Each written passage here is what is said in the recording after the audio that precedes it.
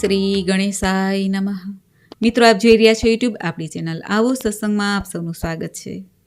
મિત્રો, આજે આ વિડીયોમાં આપણે જાણશું તારીખ 17 ઓગસ્ટ 2023 શ્રાવણ સુદ એકમથી લઈને તારીખ 15 સપ્ટેમ્બર 2023 શુક્રવાર સુધી ચાલતો શ્રાવણ માસના મહાત્મય વિશે તથા આ માસમાં આવતા વ્રત ત્યોહાર વિશે.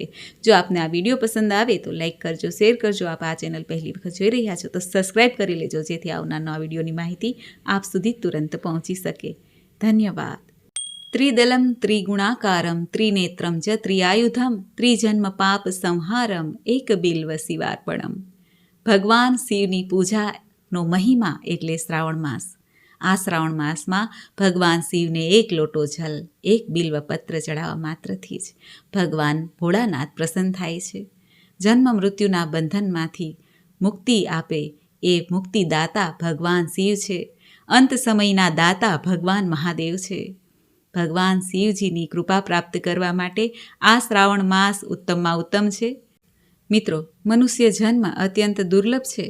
84 લાખ યોનિમાં ભટકતા પ્રાણી પાપોને ક્ષીણ થતા ભગવત કૃપાથી કૃપાવશ દુર્લભ મનુષ્ય યોનિને પ્રાપ્ત કરે છે. મનુષ્ય યોનિમાં જન્મ લે છે ત્યારે પ્રભુ કૃપા કરે છે. એટલા માટે જ આપણે પ્રભુ ભજન કરી શકીએ છીએ. કૃપા વગર તો ભજન પણ નથી થતું, સત્સંગ પણ નથી થતો. આપણા શાસ્ત્રોમાં વિધિ વિધાન વર્ણન છે કે જે મનુષ્ય પરમ કલ્યાણના માર્ગે પ્રશસ્ત થાય છે તે મુક્તિનો અધિકારી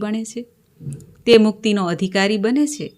પુરાણોમાં વિભિન્ન તિથિઓ, પર્વ, માસો આદિનું જે અનેકાનેક વર્ણન કરવામાં આવ્યું છે. શ્રદ્ધાપૂર્વક તેનું પાલન કરવાથી મનુષ્ય ભોગ અને મોક્ષને પ્રાપ્ત કરી શકે છે. અત્યારે શ્રાવણ માસ શરૂ થાય છે. અત્યારે શ્રાવણ માસમાં આપણે ભગવાન મહાદેવના જપ, તપ, ધ્યાન, તપ, દાન, અનુષ્ઠાન આદિ કરીને પ્રભુને રીઝવીએ છીએ, જેથી ભગવાન ભોળાનાથ, કૈલાશપતિ, મહાદેવ, શ્રી શંકર આપણી પર પ્રસન્ન થાય. શક્તિપતિ છે. શક્તિ અર્જિત જેને કરવી છે તે પણ ભગવાન ભોળાનાથને પ્રસન્ન કરે. શક્તિપતિની કૃપા થાય તો સર્વ રીતે શક્તિમાન બનાય છે. આલોક પરલોક સાર્થક થાય છે. ધર્મ, અર્થ, કામ અને મોક્ષની પ્રાપ્તિ થાય છે. જે ભક્તો શ્રાવણ માસ કરે છે, શ્રાવણ માસનું વ્રત કરે છે અથવા શ્રાવણ માસમાં આવતા જે વ્રત ત્યોહાર નિયમોને પાળે છે તેની ઉપર પણ ભગવાન મહાદેવની કૃપા પ્રાપ્ત થાય છે. 12 માસમાં સર્વશ્રેષ્ઠ માસ તરીકે શ્રાવણ માસ મનાય છે, કારણ કે ભગવાન મહાદેવનો માસ છે. મહાદેવ અર્થાત દેવોના પણ દેવ, ઉત્તમમાં ઉત્તમ મહાદેવ કહેવાય છે. જેમણે વિષપાન કરીને જગતનું કલ્યાણ કર્યું એવા દેવ, જે પોતે દુઃખ લે અને ભક્તોને સુખ આપે તે મહાદેવ. ભગવાન મહાદેવે કહ્યું છે કે 12 માસમાં શ્રાવણ માસ મને અત્યંત પ્રિય છે. આ માસના મહાત્મયને જે સાંભળે છે, આ માસનું વિધિ વિધાનથી જે વ્રત પાલન કરે છે તેના ઉપર હું સદૈવ કૃપા વરસાવું છું, તેને સિદ્ધિ પ્રદાન કરું છું. ચાતુર્માસ અંતર્ગત આ શ્રાવણ માસ આવે છે. વાતાવરણ પણ ધર્મમય રહે છે અને જગ્યાએ પ્રવાસી સંન્યાસી ગણો, વિદ્વાનો, કથાવાચકો દ્વારા ભગવાનનું નામ સંકીર્તન થતું રહે છે. ગ્રંથોનું વાંચન થાય છે. શ્રાવણ માસ આખા માસમાં શિવ મંદિરોમાં શ્રદ્ધાળુ વિશેષ ભીડ જોવા મળે છે. પ્રત્યેક સોમવારના દિવસે તો ખાસ સોમવારનું વ્રત પણ થાય છે. જલાભિષેક ભગવાન મહાદેવને થાય છે. જગ્યાએ કથા આયોજન રખાય છે અને જ્યાં ભગવાનના જ્યોતિર્લિંગ છે, કાશી વિશ્વનાથ, વૈજનાથ, મહાકાલ, સોમનાથ આદિ, ત્યાં તો ભક્તોની ભીડ લાગેલી જ રહેશે. ધાર્મિક સ્થાનો ઉપર મેળો પણ ભરાય છે. કહેવાય છે કે જે ઇન્દ્રિયો ઉપર સંયમ રાખીને શ્રાવણ માસ વ્રત કરે છે, વિભિન્ન તીર્થોમાં સ્નાન કરે છે, તે કુટુંબ સહિત વૃદ્ધિ પામે છે, અંતે મોક્ષને પ્રાપ્ત કરે છે. સ્કંદ પુરાણમાં ભગવાને કહેલું છે કે શ્રાવણ માસમાં જે વિધિ વિધાનથી વ્રતનું પાલન કરે છે તે મને અત્યંત પ્રિય છે. ભાગવત મહાપુરાણમાં સમુદ્ર મંથનની કથા છે. દેવતાઓએ અને દાનવોએ જ્યારે સમુદ્ર મંથન કર્યું તેમાં 14 રત્ન નીકળ્યા હતા. તેમાંથી એક હલાહલ વિષ પણ હતું, જે અત્યંત વિનાશક હતું.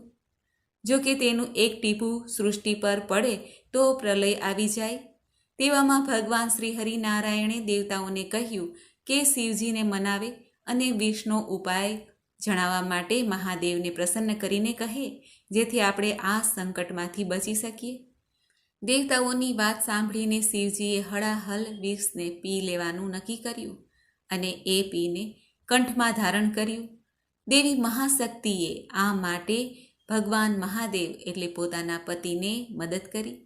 શિવજીના કંઠમાં એ વિષને રોકવા માટે મહાશક્તિએ પોતાનો હસ્ત રાખ્યો હતો. એટલા માટે કહેવાય છે કે ભગવાન મહાદેવના કંઠમાં નીલો કલર છે, જે વિષનો છે. એટલા માટે ભગવાન મહાદેવ નીલકંઠ કહેવાણા. શિવજીએ વિષ તો પી લીધું, પરંતુ તેનો પ્રભાવ શરીર પર પડવા લાગ્યો. આ જોઈને ભગવાનને ઠંડક મળે તે માટે સર્વે દેવી દેવતાઓએ, ભક્તજનોએ ભગવાન મહાદેવ ઉપર જલાભિષેક કર્યો. શિવજીને જળ ચઢાવીને પ્રસન્ન કરવામાં આવ્યા. ત્યારે મહાદેવને અત્યંત શાંતિ થઈ. ત્યારથી કહેવાય છે કે ભગવાનના શિવલિંગ ઉપર જલ ચડાવવાની પ્રથા શરૂ થઈ છે. એમાંય ખાસ કરીને જ્યારે ભગવાન મહાદેવને પ્રિય એવો આ શ્રાવણ માસ, આ શ્રાવણ માસમાં અનેક વ્રતો અને તહેવારો આવે છે. આ વ્રત ઉપવાસ કરીને ભગવાન મહાદેવને પ્રસન્ન કરી શકાય છે. ખાસ કરીને શિવજીનું પાર્થિવ શિવલિંગ એટલે કે માટીના શિવલિંગ બનાવીને તેની નિત્ય પૂજા થાય છે અને તેને જલ પ્રવાહિત કરી શકાય છે. આવી રીતે ભગવાન મહાદેવની ઘરે પણ પૂજા થાય છે અને શિવાલયમાં પણ ભક્તોની ભીડ ઉમટશે. ભગવાન મહાદેવની કૃપા પ્રાપ્ત કરવા માટે આખા માસમાં અનેક તહેવારો વારો આવે છે, જેમાં સૌપ્રથમ પહેલી જ તિથિએ ભગવાન મહાદેવની શિવલિંગની પૂજા આરંભ થશે. શિવજીના શિવલિંગ ઉપર બિલ્વપત્ર ચઢાવીને ભક્તો પોતાની મનોકામના પૂર્ણ કરી શકે છે, પાપોમાંથી મુક્તિ મેળવી શકે છે અને ભવભવના બંધનમાંથી છૂટી શકે છે. શ્રાવણ વદ એકમ એટલે મહાદેવના શિવ પાર્થેશ્વર પૂજા પ્રારંભ થાય છે. નક્તવ્રત છે, મહાલક્ષ્મી સ્થાપના, મહાલક્ષ્મી પૂજન અને શ્રાવણ માસનો પહેલો શુક્રવાર આવે છે. માં જીવંતિકા માનું વ્રત આરંભ થશે. માં જીવંતિકા માનું વ્રત બાળકોની રક્ષા માટે થાય છે. શ્રાવણ માસના જેટલા પણ શુક્રવાર આવે, ચાહે 4 આવે 5 આવે, એ સર્વમાં કોઈ પણ જીવંતિકા વ્રત શુક્રવારે કરી શકાય છે. વિનાયક ચતુર્થી આવે છે. શ્રાવણ માસનો મંગળવાર એટલે મંગલા ગૌરી વ્રત. કલ્કી જયંતી આવે છે. તુલસીદાસ જયંતી છે. આ શ્રાવણ માસમાં નકુલ નોમ આવે છે. આદિત્ય પૂજન આવે છે. પુત્રદા એકાદશી આવે છે અને ભૌમ પ્રદોષ આવે છે. શિવ પવિત્રારોપણ આવે છે અને શ્રાવણ માસની પૂર્ણિમા એટલે બળેવ નારિયેળી પૂર્ણિમા, રક્ષાબંધનનો શુભ તહેવાર આવે છે. ભાઈ બહેનના પવિત્ર બંધનનો, પવિત્ર પ્રેમનો આ તહેવાર એટલે રક્ષાબંધન. આ ઉપરાંત શ્રાવણ વદ એકમ કે જેમાં અમરનાથ યાત્રા સમાપ્ત થાય છે. વરદલક્ષ્મી વ્રત આવે છે અને શ્રાવણ વદ બીજ એટલે હિંડોળા સમાપ્ત થાય છે. હિંડોળા મંગલ થાય છે. ભગવાન શ્રી કૃષ્ણ જે હિંડોળે ઝૂલતા હતા તે હિંડોળાનો તહેવાર આજે સંપન્ન થશે. કજલી ત્રીજ આવે છે. રાંધણ છઠ, શીતળા સાતમ અને શ્રાવણ વદ અષ્ટમી એટલે ભગવાન શ્રી કૃષ્ણનો જન્મદિવસ, જન્માષ્ટમીનો ઉત્સવ મનાવવામાં આવશે. ત્યારબાદ આવશે અજા એકાદશી, અઘોરા ચતુર્દશી અને પીઠોરી અમાવસ્યા, નકલંગ મેળો અને અસ્વસ્થ મારુતિ પૂજન. શ્રાવણ માસના દરેક શનિવારે ભગવાન શનિદેવની પૂજા થાય છે, વ્રત ઉપવાસ થાય છે. આ ઉપરાંત ભગવાન શ્રી હનુમાનજીની પણ પૂજા આરાધના થાય છે. શ્રાવણ માસ ભગવાન મહાદેવને પ્રિય હોય માટે શ્રાવણ માસના ઈષ્ટદેવ ભગવાન મહાદેવ શક્તિપતિ કહેવાય છે. આ માસમાં જે કોઈ ભક્તો શિવશક્તિની આરાધના કરે છે, ભાવથી પ્રેમથી માત્ર 1 લોટો જલ ચડાવે તો પણ પ્રભુ ઘણા પ્રસન્ન થાય છે. જે ફળ અનેક વ્રતો ઉપવાસથી મળે છે તે આ શ્રાવણ માસમાં ભગવાન મહાદેવને 1 લોટો જલ અને 1 બિલ્વપત્ર માત્ર ચઢાવવાથી પ્રાપ્ત થઈ જાય છે. શ્રાવણ માસમાં શિવલિંગ પર જુદા જુદા પદાર્થોથી થતા અભિષેકનું ફળ પણ જણાવવામાં આવ્યું છે. શિવલિંગ પર ગંગા જળ કે તીર્થોનું જળનો અભિષેક કરવાથી મોક્ષની પ્રાપ્તિ થાય છે. શિવલિંગ પર દૂધથી અભિષેક કરવાથી અને ધતુરાનું પુષ્પ ચડાવવાથી સંતાન પ્રાપ્તિ થાય છે, સંતાનનું સુખ મળે છે. શિવલિંગ પર ખાંડ, મોરસ કે મિશ્રી ચડાવવાથી બુદ્ધિ તેજ બને છે. શિવલિંગ પર સરસવના તેલથી અભિષેક કરવાથી શત્રુઓનો નાશ થાય છે. શિવલિંગ પર ઇત્રથી અત્તરથી અભિષેક કરવાથી રોગમાંથી મુક્તિ મળે છે. શિવલિંગ પર ઘીથી અભિષેક કરવાથી વંશવૃદ્ધિ થાય છે. શિવલિંગ પર મધથી અથવા સફેદ તલથી અભિષેક કરવાથી પાપોમાંથી મુક્તિ મળે છે. શિવલિંગ પર શેરડીના રસથી અભિષેક કરવાથી ધન વૈભવની પ્રાપ્તિ થાય છે. બિલ્વપત્ર ચડાવવાથી, ચોખાથી કે જવથી અભિષેક કરવાથી મનોકામના પૂર્ણ થાય છે. આ ઉપરાંત શિવલિંગ પર દહીંથી અભિષેક કરવાથી સુખ શાંતિમાં વધારો થાય છે. શ્રાવણ માસમાં દેવાધિદેવ મહાદેવને વિશેષ પૂજા કરીને પ્રસન્ન કરવાના આ દિવસો છે આખો શ્રાવણ માસ. આ માસમાં ભગવાન શિવનું સાક્ષાત સ્વરૂપ શિવલિંગની પૂજા અભિષેક થાય તો ઉત્તમ ફળની પ્રાપ્તિ થાય છે. શ્રાવણ માસમાં ભગવાન શિવની વિધિ વિધાનથી પૂજા કરવાથી, આરાધના કરવાથી સર્વે કષ્ટો દૂર થાય છે, મનોકામના સિદ્ધ થાય છે. દેવોના દેવ મહાદેવને પ્રિય એવો આ શ્રાવણ માસ છે. તેની અંતર્ગત ઘણી કથાઓ પણ જોડાયેલી છે કે આ શ્રાવણ માસનો મહિમા આટલો બધો કેમ છે. માન્યતા અનુસાર માતા પાર્વતીજીએ ભગવાન શિવને પતિરૂપે પ્રાપ્ત કરવા માટે આ શ્રાવણ માસ દરમિયાન કઠોર તપસ્યા કરી હતી અને ભગવાન મહાદેવને પ્રસન્ન કરીને પોતાની મનોકામના પણ પૂર્ણ કરી હતી. એટલા માટે આ શ્રાવણ માસમાં શિવજીની આરાધના કરવાથી ફળ પ્રાપ્ત થાય છે. ભગવાન શિવ અને માતા પાર્વતીની પૂજા કરવાથી કુંવારી કન્યાઓને મનગમતો વર પ્રાપ્ત થાય છે. શ્રાવણ માસ ભગવાન શિવજી માટે સમર્પિત છે અને સોમવાર તો ઉત્તમમાં ઉત્તમ છે.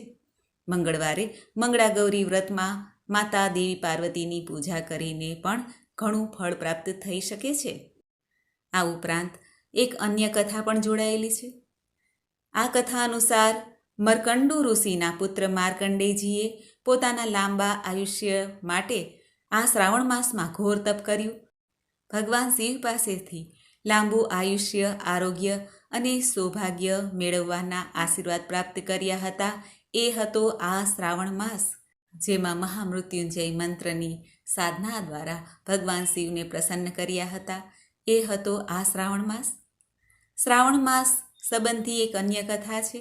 ભગવાન મહાદેવ પોતાના સાસરિયામાં એટલે કે માતા દેવી જે હિમાલયના પુત્રી છે, હિમાલયના ઘેરે ભગવાન મહાદેવ પોતાના સાસરિયામાં આવે છે અને ત્યાં ભગવાન મહાદેવનું સ્વાગત થાય છે. મહાદેવને અર્ઘ્ય આપવામાં આવે છે. ભગવાન શિવનું સાસરિયું હરિદ્વારમાં કનખલ પાસે છે એવી માન્યતા છે. ભગવાન શિવની કૃપા પ્રાપ્ત કરવા માટે આ શ્રાવણ માસ એ ઉત્તમ સમય છે. માન્યતા છે કે ભગવાન વિષ્ણુ જ્યારે યોગ નિંદ્રામાં ચાલ્યા જાય છે ત્યારે ભગવાન મહાદેવ જ સૃષ્ટિનું સંચાલન કરે છે. ભગવાન મહાદેવ ઉપર સૃષ્ટિનું સંચાલનનું દાયિત્વ આવે છે. એટલા માટે પણ આ શ્રાવણ માસ દરમિયાન ભગવાન મહાદેવની પૂજા આરાધના કરવાથી તુરંત ફળની પ્રાપ્તિ થાય છે. આ શ્રાવણ માસ દરમિયાન 3 પત્તીવાળું જે બિલ્વપત્ર છે તે ભગવાન શિવને ચડાવવાથી ભગવાન મહાદેવ અત્યંત પ્રસન્ન થાય છે. 3 પત્ર એ ભગવાન મહાદેવના 3 નેત્ર સમાન છે અને ભગવાન મહાદેવના હસ્તમાં જે ત્રિશૂલ છે તેનું પ્રતિનિધિત્વ પણ આ 3 પત્રવાળું બિલ્લીપત્ર કરે છે. આ ઉપરાંત આ બિલ્લીપત્રમાં ભગવાન બ્રહ્માજી, ભગવાન શ્રી હરિવિષ્ણુ અને મહેશ આમ ત્રણેયના પ્રતીક રૂપે પણ કથા જોડાયેલી છે. શિવલિંગ પર બિલ્વપત્ર ચડાવવાથી ત્રિદેવની પૂજા આવી જાય છે. બિલ્લીપત્ર ઠંડક પ્રદાન કરનારું છે. એટલા માટે શિવ પુરાણમાં કહેલું છે કે ભગવાન શિવને જ્યારે સમુદ્ર મંથન દરમિયાન જે હલાહલ વિષ પીધું હતું માટે ભગવાન મહાદેવને જે પીડા ઉત્પન્ન થઈ તેમાંથી મુક્તિ પ્રાપ્ત કરવા માટે બિલ્વપત્ર ખવડાવવામાં આવ્યા હતા દેવતાઓ દ્વારા. એટલા માટે જ બિલ્વપત્ર ભગવાન મહાદેવના શિવલિંગ ઉપર ચઢાવીને જલ અર્પિત કરાય છે, જેથી ભગવાન મહાદેવને જે શરીરમાં ગરમી ઉત્પન્ન થાય છે તે શાંત થાય અને ભગવાન મહાદેવની પીડા ઓછી થાય. જો ભગવાન મહાદેવને આવી રીતે પૂજન કરવામાં આવે તો પ્રભુ એમના ભક્તોની પીડાને પણ જરૂર ઓછી કરે છે, શાંત કરે છે, એમાં કોઈ સંદેહ નથી. શ્રાવણ માસમાં ભગવાન મહાદેવને ખંડિત બિલ્વપત્ર ચઢાવવા ન જોઈએ. આ ઉપરાંત બિલ્વપત્ર એ જે લીસો ભાગ છે તે રીતે ભગવાન મહાદેવને ચડાવવા જોઈએ. એ લીસા ભાગને શિવલિંગ ઉપર રાખવો જોઈએ. 3 પત્તાવાળા અથવા 5 પત્રવાળા બિલીપત્ર પણ હોય છે, જે ઘણા શુભ છે. શાસ્ત્ર અનુસાર બિલ્વપત્ર ક્યારેય અશુદ્ધ થતા નથી. જેમ તુલસી માતા અશુદ્ધ થતા નથી, શુદ્ધ જ રહે છે, પવિત્ર જ હોય છે, એમ બિલ્વપત્રનો પણ મહિમા છે.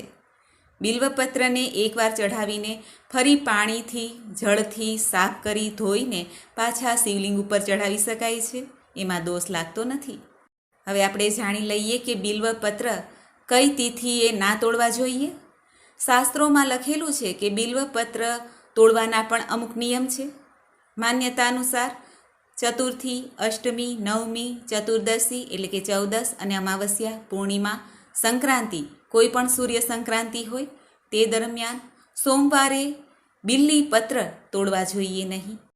માટે જ્યારે પણ ભગવાન મહાદેવને બિલ્વપત્ર ચઢાવવાના હોય તે આ તિથિને આગલે દિવસે તોડીને તૈયાર રાખવા જોઈએ. ભગવાન મહાદેવને પ્રસન્ન કરવા માટે બિલ્વપત્ર એ ખાસ ઔષધિ છે. પૂજા માટે ખાસ સાધન પણ કહી શકાય, જેમાં પ્રભુ પ્રસન્ન થાય છે, ભક્તોના કષ્ટ દુઃખ દૂર કરે છે. આરોગ્યની પ્રાપ્તિ માટે મહામૃત્યુંજય મંત્રનો જપ દ્વારા ભગવાન મહાદેવને પ્રસન્ન કરી શકાય છે. અને પતિ પત્નીના વૈવાહિક જીવનમાં સુખ પ્રાપ્ત કરવા માટે શિવલિંગ ઉપર મા પાર્વતી અને ભગવાન મહાદેવનું સ્મરણ કરીને ગુલાબના પુષ્પ અર્પિત કરવા જોઈએ અને શિવ ચાલીસાનો પાઠ કરવો જોઈએ. આમ કરવાથી ભગવાન ભોળાનાથ તથા દેવી પાર્વતીની કૃપા થાય તો સાંસારિક જીવનમાં સુખ પ્રાપ્ત થાય છે. આ શ્રાવણ માસમાં કયા કાર્ય ન કરવા તે પણ જણાવવામાં આવ્યું છે. શ્રાવણ માસમાં તેલથી શરીરમાં માલિશ કરવું ન જોઈએ. કાંસાના બર્તનમાં જમવું ન જોઈએ. પૂજા સમયે શિવલિંગ પર હળદર ન ચડાવવી જોઈએ. શ્રાવણ માસમાં દૂધનું સેવન પણ શુભ માનવામાં આવ્યું નથી. શ્રાવણ માસમાં દિવસે ઊંઘવું ન જોઈએ. આમ કરવાથી શરીરમાં આરોગ્ય રહેતું નથી. શ્રાવણ માસમાં રીંગણાનું સેવન ના કરવું જોઈએ, કારણ કે રીંગણાને અશુદ્ધ માનવામાં આવ્યા છે આ શ્રાવણ માસ દરમિયાન. આ શ્રાવણ માસમાં ભગવાન મહાદેવને કેતકીનું પુષ્પ ન ચઢાવવું જોઈએ. શ્રાવણ માસમાં અમુક નાના નાના નિયમ પણ પાળવા જોઈએ. જો ભગવાન મહાદેવના શિવાલય સુધી જઈ ન શકીએ તો ઘરે પણ શિવલિંગ હોય આપણા પૂજા ઘરમાં, તેની પૂજા થઈ શકે છે. દૂધ, જલ અર્પિત કરી શકાય છે. ભગવાન મહાદેવનું શિવલિંગ આ શ્રાવણ માસમાં ઘરે મંદિરમાં રાખવા માટે લેવું હોય તો લઈ પણ શકાય છે અને નિત્ય પૂજા પણ કરી શકાય છે, પરંતુ શિવલિંગ અંગૂઠા જેવડું જ હોવું જોઈએ. આ ઉપરાંત શ્રાવણ માસમાં મહાદેવના 12 જ્યોતિર્લિંગ છે, તેના કોઈ પણ જ્યોતિર્લિંગના દર્શન કરવા પણ શુભ મનાય છે. કાલસર્પ દોષ હોય, પિતૃદોષ હોય તે શાંત થાય છે. જીવનમાં સુખ સમૃદ્ધિ બની રહે છે. મહાદેવના 12 જ્યોતિર્લિંગનું સ્મરણ કરવાથી પણ પાપ નાશ થાય છે. તે જ્યોતિર્લિંગના નામો છે: સૌરાષ્ટ્રે સોમનાથમ ચ શ્રીશૈલે મલ્લિકાર્જુનમ ઉજ્જૈન્યામ મહાકાલમ ઓમકારમ મમલેશ્વરમ પરલ્યામ વૈદ્યનાથમ ચ ડાકિન્યામ ભીમશંકરમ સેતુબંધે તુ રામેશમ નાગેશમ દારુકાવને વારાણસ્યામ તુ વિશ્વેશમ ત્રયંબકમ ગૌતમી તટે હિમાલયે તુ કેદારમ ઘુસ્મેશમ ચ શિવાલયે એતાની જ્યોતિર્લિંગાની સાયં પ્રાતઃ પઠે નરઃ સપ્તજન્મ કૃતમ પાપમ સ્મરણેન વિનશ્યતિ. ભગવાન મહાદેવના 12 જ્યોતિર્લિંગનું સ્મરણ કરવા માત્રથી 7 જન્મના પાપ નષ્ટ થાય છે. આવો મહિમા છે ભગવાન મહાદેવના 12 જ્યોતિર્લિંગનું સ્મરણ કરવા માત્રથી.